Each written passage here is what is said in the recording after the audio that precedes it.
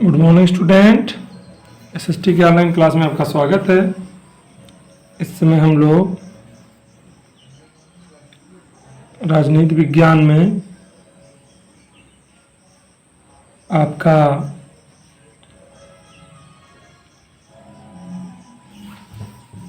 लोकतंत्र एवं विविधता पढ़ रहे हैं। इसमें हम लोगों ने पढ़ा कि किस तरीके से विभिन्न देशों में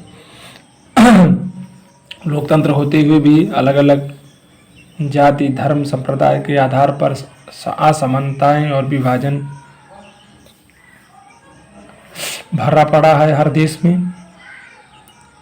हम लोग आज जो पढ़ेंगे वो है सामाजिक भेदभाव की उत्पत्ति, यानी जो यह उत्पत्ति या जो इसकी शुरुआत हुई वो कहाँ से हुई।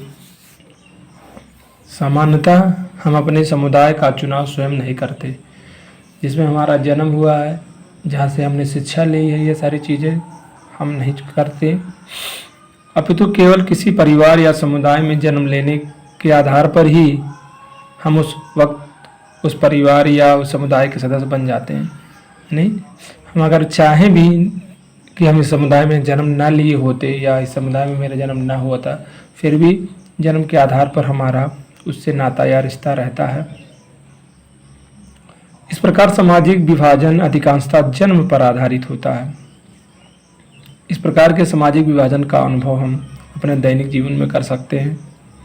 यदि आप अपने आसपास देखेंगे तो आपको पता चल जाएगा कि चाहे कोई स्त्री हो या पुरुष हो, कोई लंबा हो या नाटा, सबकी चमड़ी का वर्ण यानी कलर जो है और उसकी शारीरिक क्षमताएं या अक्षमताएं जो हैं भिन्न भिन्न हैं। ऐसा भी आवश्यक नहीं कि सभी प्रकार के सामाजिक विभाजन मात्र जन्म पर ही आधारित होते हैं, ऐसा भी नहीं है। कुछ चीज़ें हमारी पसंद, हमारे चुनाव के आधार पर भी तय होती हैं। जैसे कुछ व्यक्ति अपने माता पिता के धर्म से अलग अपनी पसंद के धर्म को स्वीकार कर लेते हैं। इसके अतिरिक्त शिक्षा, उसका आजीविका यानी वह कौन से क्षेत्र में काम करता है, कौन सा क्षेत्र चुनता है, खेल, सांस्कृतिक गतिविधियां यानी कौन से प्रोग्राम में शादी विवाह, रंगमंच, नाटक, इसमें सांस्कृतिक गतिविधियों का आदि का चुनाव भी कोई व्यक्ति अपनी पसंद से कर सकता है और करता भी है। इन सभी विषयों के आधार पर भी सामाजिक समूह बनते हैं जो जन्मजात नहीं होते हैं। सामाजिक विभिन्नता सदैव सामाजिक विभाजन के लिए उत्तरदायी नहीं होती। कुछ अवसरों पर सामाजिक विभिन्नताएं भिन्न भिन्न प्रकार के व्यक्तियों को जोड़ने का काम करती हैं। ऐसा भी देखने में आया है जो अपने समूह की सीमाओं से हटकर भी समानताओं और असमानताओं का अनुभव करते हैं। हम लोगों ने देखा कि मैक्सिको ओलंपिक की कहानी के विरोध करने वाले कार्लोस और स्मिथ दोनों खिलाड़ी समान समूह एफ्रो अमेरिकी थे, परंतु नॉर्मन ने श्वेत होते हुए भी उन दोनों का साथ दिया क्योंकि नॉर्मन भी नस्ल आधारित भेदभाव के विरुद्ध थे। इस प्रकार इन तीनों में समानताएं थीं। कार्टून में देखिए, इस चित्र 3 में इस कार्टून के बहुत से अलग अलग अर्थ निकाले जा सकते हैं। इसे देखकर आपको क्या अर्थ समझ में आता है, अपने मित्रों और सहपाठियों से इस कार्टून का अर्थ जानने का प्रयास कीजिए। सामान्यतः यह देखा गया है बच्चों की एक धर्म को मानने वाले व्यक्ति स्वयं को एक ही समुदाय का सदस्य नहीं मानते, जिसका कारण उनकी जाति या पंथ या संप्रदाय। ऐसी भावना हो सकती है कि अलग अलग धर्म के अनुयायी होने के बाद भी एक जाति वाले एक व्यक्ति को दूसरे व्यक्ति से ज़्यादा निकट अनुभव करते हैं। कभी कभी ऐसा भी होता है कि एक ही परिवार के सदस्य, जिनमें कुछ लोग धनी होते हैं और कुछ लोग गरीब होते हैं, ऐसी स्थिति में भी उनके जो संबंध है, उनकी बोलचाल, उनके रहन सहन, उनकी आर्थिक स्थिति के आधार पर भी बंटवारा हो जाता है। फलस्वरूप उनके विचार आपस में नहीं मिलते, जिसके कारण उनके आपसी संबंधों में भी अवशिष्ट घनिष्ठता नहीं रह पाती। इस प्रकार की विविधताओं के चलते जनमानस एक से अधिक सामाजिक समूहों का भाग हो सकते हैं। वास्तव में प्रत्येक संदर्भ हमारी पहचान का व्यक्तिगत स्वरूप होता है। व्यक्तिगत स्वरूप होता है। अगला टॉपिक है भिन्नताओं में सामंजस्य स्थापित करना और टकराव, यानी किस तरीके से असमानताएं होते हुए भी समाज में एक दूसरे के धर्म, जाति, संप्रदाय का सम्मान करना है, मिलजुल कर रहना है और ऐसी स्थिति नहीं पैदा करनी है, या ऐसे सिचुएशन, ऐसे कह सकते हैं स्थिति, या ऐसी कोई बात, ऐसा कोई माहौल नहीं क्रिएट करना है कि जिससे टकराव की स्थिति उत्पन्न हो। जब एक सामाजिक समूह दूसरे सामाजिक समूह को आच्छादित कर लेती है, यानी ग्रहण कर लेती है, यानी ढक लेती है, तब सामाजिक विभाजन की स्थिति उत्पन्न हो जाती है। अमेरिका के अश्वेत लोग प्रायः गरीब, बेघर और भेदभाव के शिकार थे। अमेरिका में श्वेत और अश्वेत का अंतर ही सामाजिक विभाजन का कारण बना। यदि अपने देश की बात की जाए तो यहाँ भी दलित समाज समान रूप से गरीब और भूमिहीन है। इस समाज के लोगों को प्रायः भेदभाव, शोषण का शिकार होना पड़ता है। इस प्रकार की स्थिति सामाजिक विभाजन के प्रति उत्तरदायी भी होती है। इस प्रकार जब एक प्रकार का सामाजिक अंतर अन्य अंतरों से महत्वपूर्ण हो जाता है तथा साथ ही व्यक्तियों को यह अनुभव होने लगता है कि वे दूसरे समुदाय से संबंध रखते हैं, तो इससे सामाजिक विभाजन की स्थिति उत्पन्न हो जाती है। उत्तरी आयरलैंड और नीदरलैंड के में सामाजिक असमानताएं। कभी कभी विभिन्न समूहों में एक जैसी समान सामाजिक असमानताएं भी रहती हैं।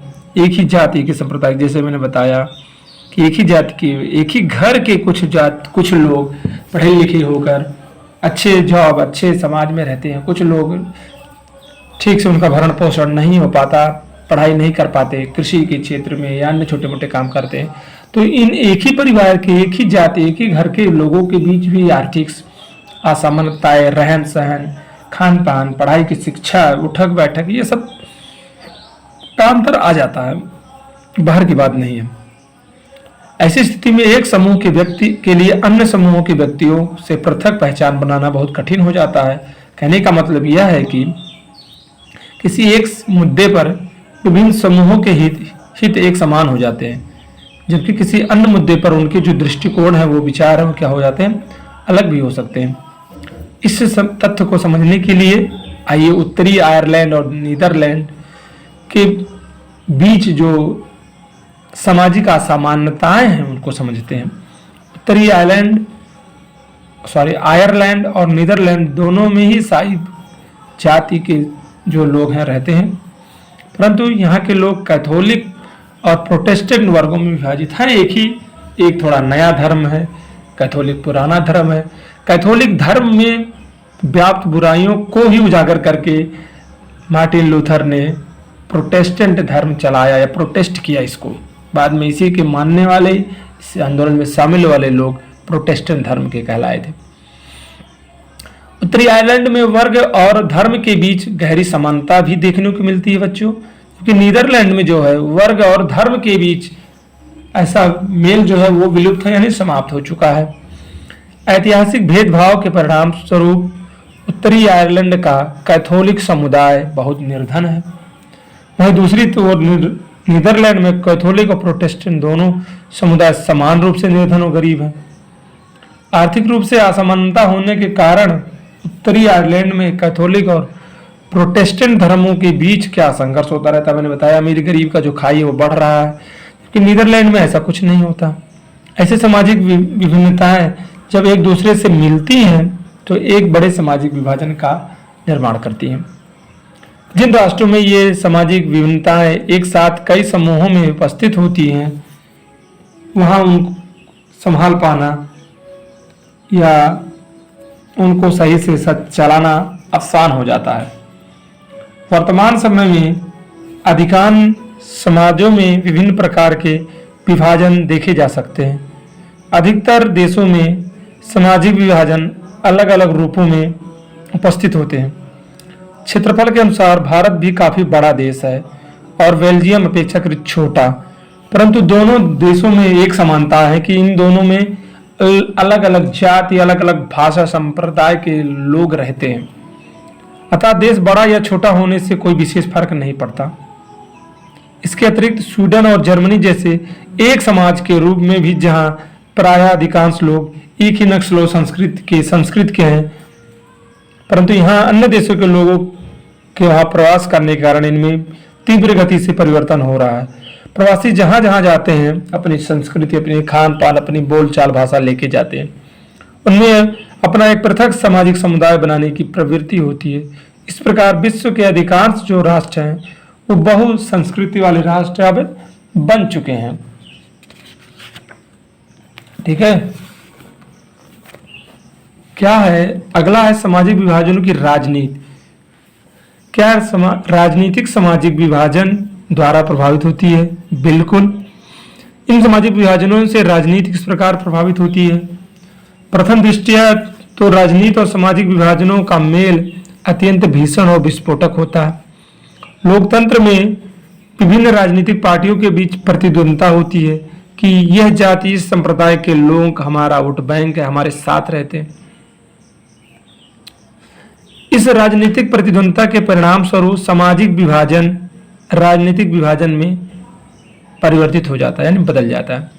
ऐसी स्थिति के समय राष्ट्र में विखंडन की नींव रखी जा सकती है। विश्व के अधिकांश राष्ट्रों में सामाजिक विभाजन विद्यमान रहता है और राजनीति को प्रभावित करता है। विभिन्न राजनीतिक दल इन विभाजनों के विषय में बताते रहते हैं, इन्हें राजनीतिक मुद्दा बनाते हैं। विभिन्न समुदायों के तरह तरह के वायदे होते हैं, साथ ही साथ वंचित समुदायों की शिकायतों के निवारण हेतु नीतियां भी बनाते हैं। अधिकांश देशों में सामाजिक विभाजन मतदान को भी प्रभावित करते हैं। अब ये क्या है, मतदान को प्रभावित करते हैं, कहने का मतलब ये है, भारत के ले लें जैसे पार्टियां हैं, बहुजन समाज पार्टी दलितों का कहती है, मैं दलितों का समर्थन करती हूँ, दलितों का उद्धार करने के लिए काशीराम ने इसकी स्थापना की। मुलायम सिंह अपने आप को ओबीसी समाज का नेता मानते थे। ऐसी कितनी पार्टियां हैं। कांग्रेस अपने आप को अल्पसंख्यकों को, मुस्लिमों को और अन्य जातियों का हितैषी मानती है। कह सकते हैं कि कहीं ना कहीं जो राजनीतिक पार्टियां हैं वो अपने क्षणिक लाभ के लिए जनता के बीच एक जो असामाजिक असमानता है उसको और बढ़ाने का काम करते हैं। परिणाम स्वरूप ये हो जाता है जो सामाजिक परिवर्तन है या जो सामाजिक विभाजन है वो राजनीतिक विभाजन में बदल जाता है। होता ये है कि लोग आपस में ही लड़ने झगड़ने और ग्रुप डिस्कशन बात करने लगते हैं कि ये पार्टी ये क्षेत्र का मेरा है, ये पार्टी वाला इस जाति को मानता है। ऐसे में लोगों के अंदर एक और जिज्ञासा बढ़ जाती है। अगला जो टॉपिक है वो है परिणामों का दायरा। रिजल्ट क्या आ रहा है सामाजिक विभाजन और राजनीतिक विभाजन में, इसको हम लोगों को आगे पढ़ना है।